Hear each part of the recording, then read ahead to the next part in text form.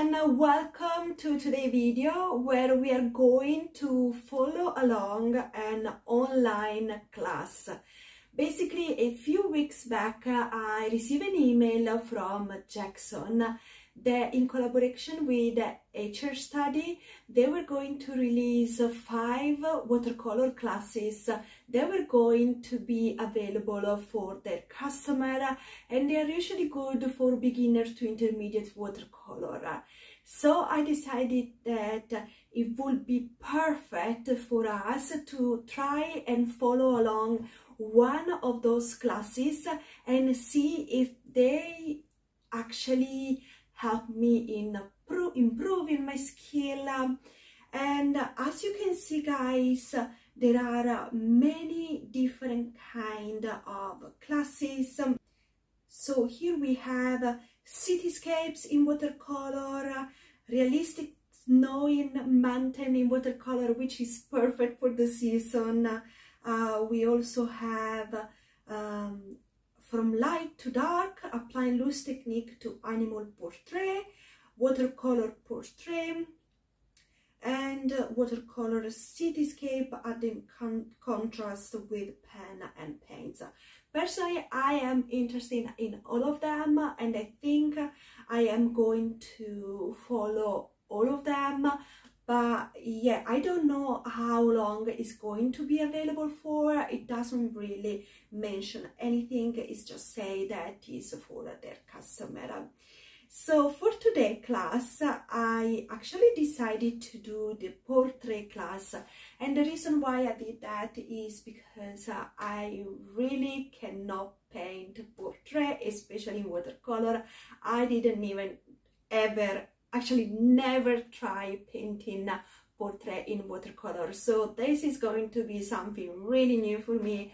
Also, I recently bought this Winsor and Newton COTMAN portrait set, and yeah, I was a bit frightened to use it because, as I mentioned, I never used done a portrait before. I think it's perfect. We can do a class online, try to improve our skill, and at the same time use a new watercolor set that should be designed for it. So I won't be sharing you, of course, the class itself, because I'm pretty sure I'm not allowed to do that. I am going to share you my process while following the class, and if there is any important tips that I think is especially working for me. I begin with swatching this set because it's a new set for me. It's a Winsor and Newton COTMAN portrait set, and I wanted to familiarize with the color and know which color I had inside.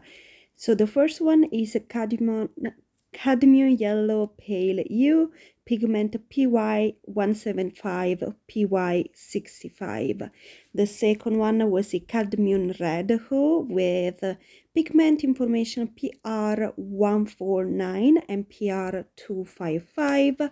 The third one is rose madder hue, a beautiful color, pigment PR206. I really love this color. We have then a yellow ochre, PY42, and underneath we have a burnt sienna, PR101, a burnt amber, PBR7, PY42, a indigo, PBK7, PB29, and PB15, the Chinese white, PW5.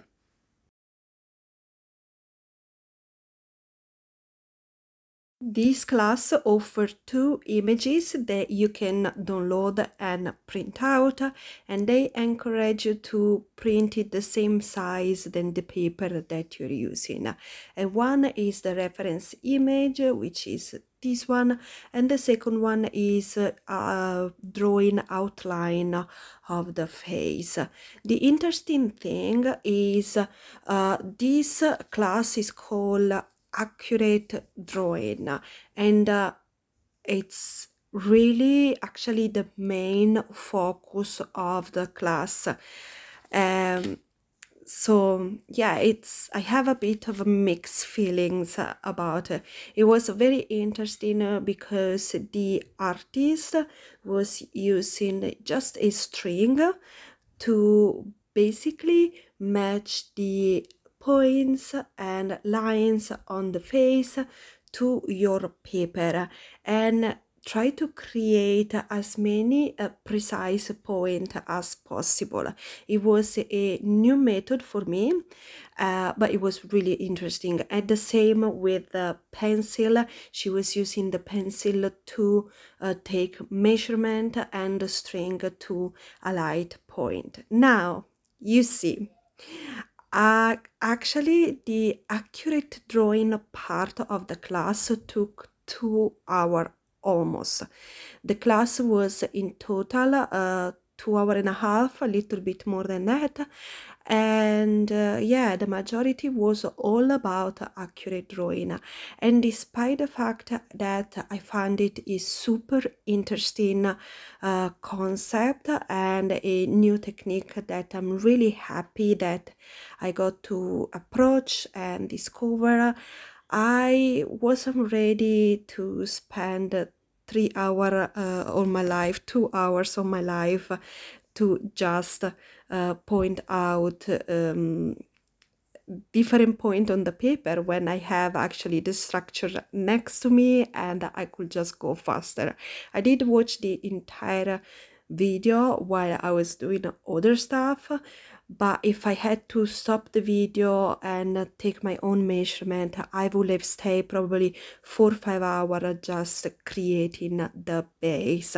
So I decided to cheat the system and yeah, get the drawing part done.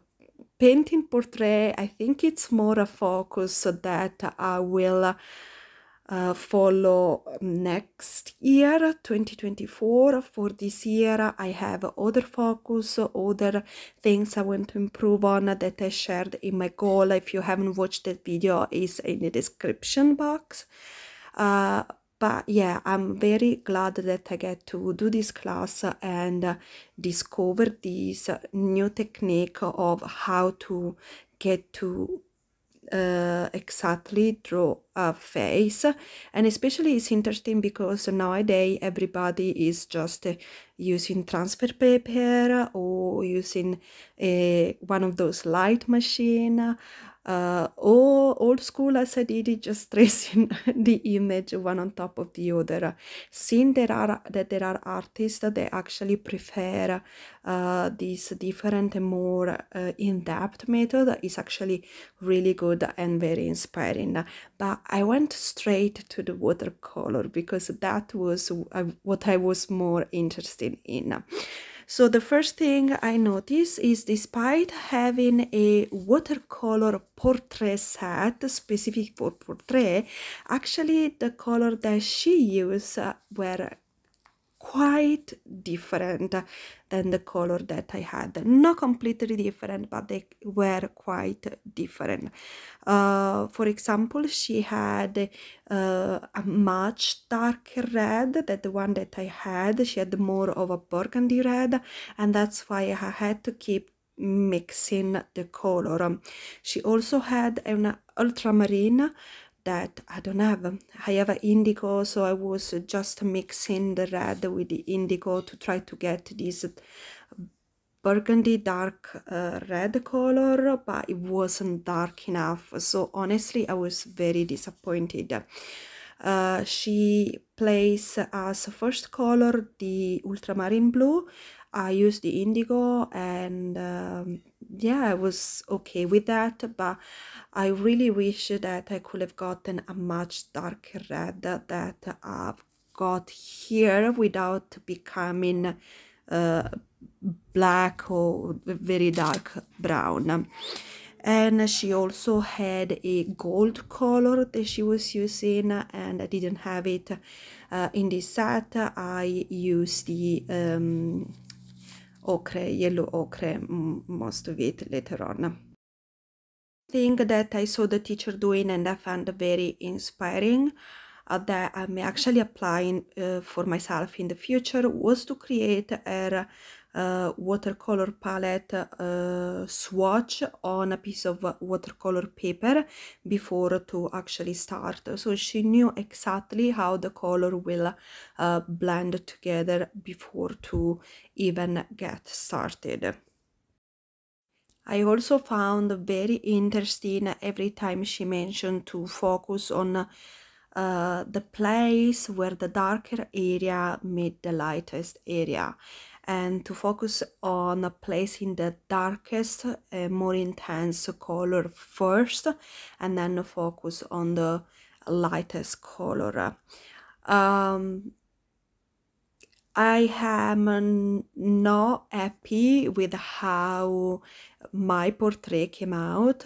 I think my biggest mistake was the lips. I just probably didn't trace it properly, or I just fill it up too much compared to how it should be, and it just gave me a weird feeling for the overall face. But despite using different color, I think the result could have been quite good if I had more practice with the color. Adding the yellow ochre gave in the hand that gold feeling that I really like, even if there is a spot on the left hand side where it went to touch the indigo, so it got quite muddy, and I didn't like that part.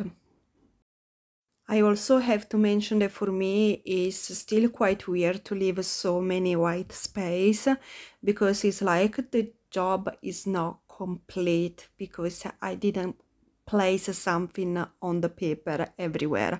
But this is just a my thing. I know in watercolor you do leave a white space, but for me the white of the paper sometimes is just too intense.